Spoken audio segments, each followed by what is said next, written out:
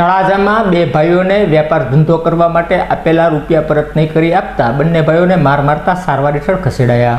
તળાજા ખાતે રહેતા હારૂનભાઈના ભાઈને બાબરિયાત ગામે રહેતા ગોબરભાઈએ ધંધો કરવા માટે રૂપિયા 3 લાખ આપ્યા હતા, જેનું લખાણ કરાવી દર મહિને 30,000 આપવાનું નક્કી કરવામાં આવ્યું હતું. ત્યારબાદ 2 મહિના સુધી 30,000 આપ્યા હતા અને હારૂનભાઈના પત્નીની તબિયત ખરાબ થતાં આ બંને ભાઈઓ ધંધો કરી શકતા ન હતા અને દવાખાનામાં ખર્ચના પૈસા ફસાયા હતા. ત્યારે ગોબરભાઈએ 3 લાખ રૂપિયા મુદ્દલ અને વ્યાજ મળી 7 લાખ રૂપિયાની માગણી કરી, જેની ઉઘરાણી કરી બંને ભાઈઓને માર મારતા સારવાર અર્થે ખસેડાયા હતા.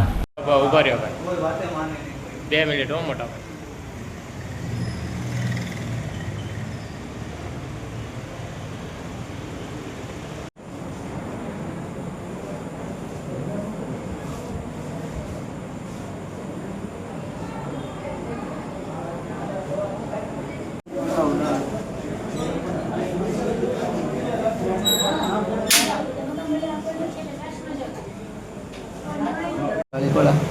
ક્યાં રહ્યો? તળાજા. શું બનાવજો ભાઈ? મેં પહેલા મહિનામાં આયર પાસે ધંધો કર્યો હતો ભાગીદારીમાં. એણે લખાણ કરીને ધંધો કર્યો હતો. 3.5 લાખ રૂપિયા એણે મને ખાતામાં નાખ્યા હતા અને ધંધો મારે યાર રોકાણ કરીને કર્યો હતો. મહેનત મારીને રોકાણ એનું એવી રીતે ધંધો થયો હતો અમારે. પછી એણે 2 મહિના સુધી એણે એમ કીધું કે તારે જે ધંધો થાય મને 30,000 રૂપિયા તારે દર મહિને દઈ દેવાના. તો 2 મહિના સુધી અમે 30,000 રૂપિયા આપ્યા. પછી મારા ઘરે ભાઈના ઘરનાને કેન્સરની બીમારી આવી ગઈ તો અમે રાજકોટ નાથાલાલ હોસ્પિટલમાં વહી ગયા હતા.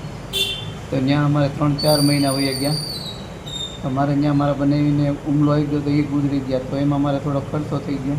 એ માલના પૈસા હતા એ બધા મારે એમાં વપરાઈ ગયા દવાખાનામાં, મારા બનાવીમાં ને ભાઈના ઘરના કેન્સરને ઓલા દવાખાનામાં.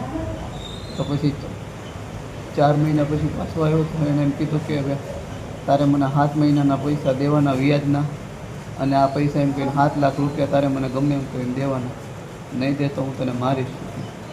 તો મેં કીધું હું મારી પાસે પૈસા આવી જાય તો આપીશ, મારા ઘરની લોન મૂકું છું, લોન થઈ જાય એટલે હું તમને આપી દઈશ પૈસા. તો કે એમ નહીં તો ક્યાં છો, ગમે ત્યાં હોય હું તને ગોતી લઈશ. પછી અમે એક દિવસ 2 ભાઈ ઊભા હતા તો ત્યાં એ ભાળી ગયો તો એના માણસોએ ફોન કરી દીધો કે અહીંયા ઓલો ભાઈ છે. તો એ ત્યાં આવ્યો, 2 માણસ એના ને ઈવડો એ ત્રણેય એમને 2 ભાઈઓને મારતા મારતા લઈ ગયા. એની ઓફિસે લઈ ગયા. એની ઓફિસે પડદા બંધ કરીને 2 ભાઈ બીજાને બોલાવ્યો. એમ કરીને 4 જણાએ એમને બહુ માર્યા. મને ઓલી લાકડી લીધી, લાકડી લઈને મારી અલંગની ફાઈબરની લાકડી આવે ને, લાકડીએ માર્યો. એક પાણીનો શીશો તો સ્ટીલનો એનાથી માથામાં બહુ માર્યો. એ વાળો હાથ પકડીને દિવાલે ભટકાડ્યા.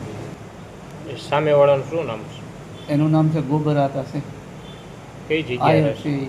કઈ જગ્યાએ રહે છે? એનું ગામ છે બાબરિયાત ગામ છે. તમે વ્યાજે લીધા હતા પૈસા કે? પહેલાં મને ભાગીદારીનું કંઈ લખાણ કરીને લીધા. પછી એમ કીધું કે હવે તારે 20% વ્યાજ દેવું પડશે. હવે તારે મને 3.5 લાખ વ્યાજ ને 3.5 રોકડા એમ કરે 7 લાખ રૂપિયા દેવાના. તમે એને કેટલા દીધા? મેં એને 60,000 રૂપિયા આપ્યા છે 2 મહિનાની. આ વિશે અત્યારે તમે પોલીસ ફરિયાદ કરવાની છે એની પર? હા, એની ઉપર કરવાની થતી. તમારી માંગ પૂરી નહીં થાય તો તમે શું કરશો? બસ અમારી તો એક જ તે માંગ છે પોલીસને કે અમને ન્યાય મળવો જોઈએ અને અમને ન્યાય અપાવે. અમને બહુ માર્યા છે અંદર બોલાવીને. ઓકે.